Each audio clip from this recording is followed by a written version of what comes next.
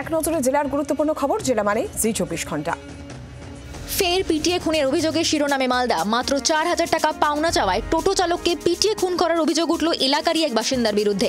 ঘটনাটি ঘটেছে মালদার ইংরেজবাজার থানার বাগবাড়ি এলাকায়। মৃতের পরিবারের অভিযোগ, স্থানীয় 52 বিঘা এলাকার বাসিন্দা বোনা শেখের কাছে 4,000 টাকা পেত আমির শেখ। সেই টাকা চাইতে গেলে বোনা শেখ সহ 6 থেকে 7 জন আমির শেখকে বেধড়ক মারধর করে। দাদা আমিরকে বাঁচাতে গিয়ে আহত হন ভাই সুরাজ শেখও। স্থানীয়রা দুজনকে উদ্ধার করে হাসপাতালে নিয়ে যায়। সোমবার সকালে মৃত্যু হয় আমির শেখের। অভিযুক্তদের বিরুদ্ধে থানায় অভিযোগ দায়ের হয়েছে। তদন্তে নেমেছে পুলিশ।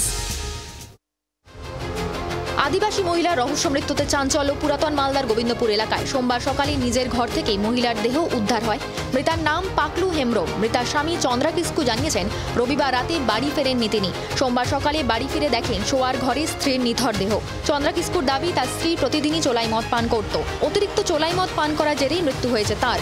দেহ ময়নাতদন্তের জন্য পাঠানো হয়েছে। আদিবাসী অধ্যুষিত গ্রামে চোলাইয়ের রমরমা কারবার নিয়েও আবারও বিভিন্ন মহলে অভিযোগ উঠতে শুরু করেছে। পুলিশ এবং আবকারি দপ্তরের নজরদারি বাড়ানোর দাবি উঠছে।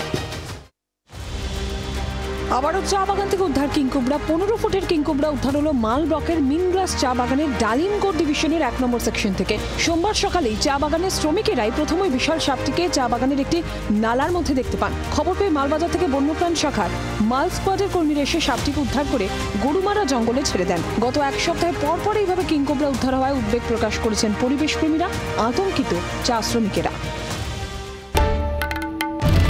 বাংলার আওয়াজ, বাঙালির আবেগ, জি 24 ঘন্টা।